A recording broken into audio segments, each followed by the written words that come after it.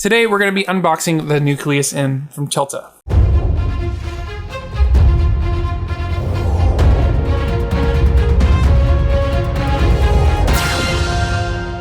So when I bought this product, it was $229. Here's what it looks like in the Amazon store. Now, I actually purchased this specifically from B&H Photo Video. So either vendor obviously sells the same one. It's up to you if you have a Prime account or if you prefer B&H better. So let's go ahead and dive in a little deeper on this box and see what this looks like. All right, so the first thing here's what the case looks like. Nice matte black cardboard all around, branding on the outside. It is made in China. They do have their telephone number and fax and that stuff there, but they do have a United States office, it looks like in Burbank. So, all right, so let's go ahead and open this back here. So, as you can see, the first thing, we do have a case for this, which is awesome. I'm gonna set this box aside. So this is the Nucleus N. I'm gonna go ahead and open this up here and fold it up. There we go. So we have our full focus itself.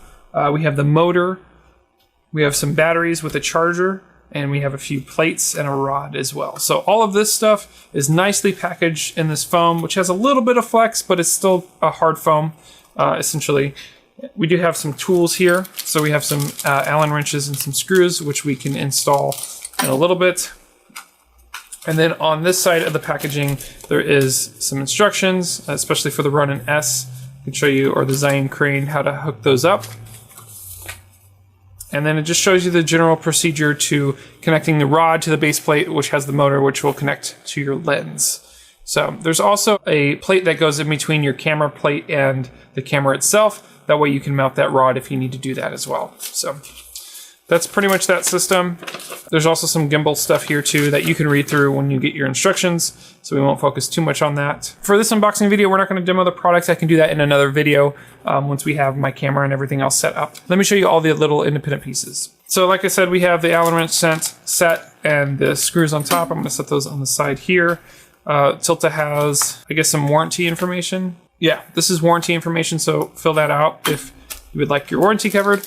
This does come with two of these adjustable lens connectors, essentially, threads. So what this does, you could wrap this around your lens, and then that will add threading to that lens if it doesn't have it. So this could be helpful depending on the type of lens you have. You might want to tighten that down. You could also get like the Velcro style ones which are more permanent. So it's going to be up to you on whether you want to use that or the permanent style Velcro ones. So I'm going to go ahead and lose the bag, put this back in here, and then look at some of the components here. So this first one is the plate that would go between the camera itself and your tripod plate if you care to have one on there. So it has a 1/4 screw here, and this is an Allen, which is actually kind of unfortunate because I guess you only have to screw this once. So I guess it doesn't matter that it's not a Phillips head. This plate does have, as you can see right there, there is a thread. There's a bolt there in case you need to remove this for whatever reason, I guess with two others here. So I guess that's good if you ever need to remove this or replace this for whatever reason. So then you have this 15 millimeter rail connector. So if I open the case back up, we can take the one that's provided, slide that in, and then I'm sure there's some hardware that we would install here to help clamp this down to make this fluid, to make that connection. So again, the camera would go here. Let me close this one more time. Camera would go here, and this would help you extend the motor, which would go on the lens, which would be in the front. So lens, camera, rail, and motor once it's all in place. Okay. All right, so going back to the box here, let's go ahead and look at the next part, which will be the motor itself. Actually, let me go ahead and put these back in there. And this stuff is in there tight. Oh, there we go. Cool.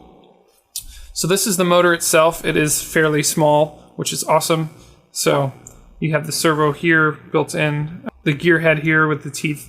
So that would be either catching onto these or catching onto your lens directly. I have a Rokinon Prime set, so these work very, very well with the Rokinons already. I do want to point out this is the second one that I've purchased. The first one I've already tested with my camera operator, Justin. There is a USB connector here. I guess this is for firmware updates or what have you. So you can see there is some small little ports right there. There's another port as well, so those might come in handy in a little bit. This knob will tighten this connector, which also is the other side of this. So let me go ahead and build this back out for you. Yep. So you have the camera plates, motor, which would go onto the lens. You would adjust to that and tighten everything down, and you'd be set. Obviously, you need some wires and that kind of thing as well. So that's what that looks like. Then let's see what this plate is.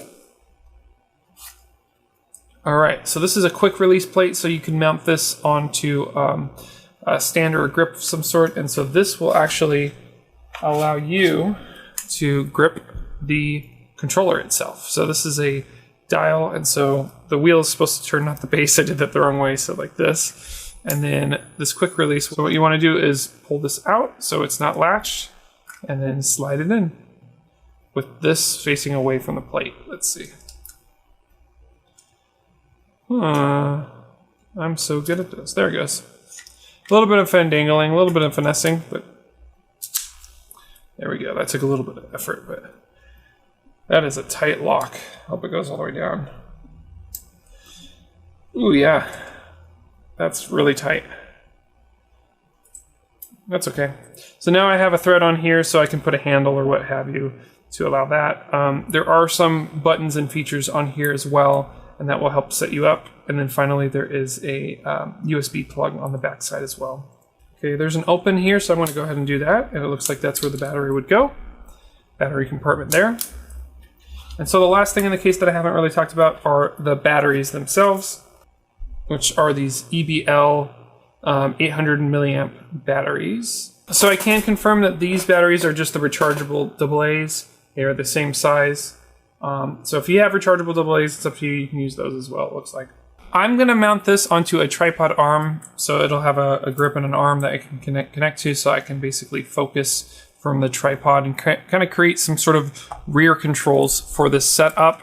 You can do this wirelessly up to 300 feet, I believe. Yeah, so this wireless transmitter and this motorized receiver is rated for about 300 feet. So it's really up to you. 300 feet seems like plenty. I believe it is going to be direct line of sight. And so if I'm able to find the frequency range, I'm going to put it as a graphic on the bottom here so you can see the range, the frequency spectrum that this device uses. So that's it for the unboxing. If you want to see it in action, I will be putting out another video, so please make sure to subscribe and check that out later. Thanks for watching. We'll see you in the next one.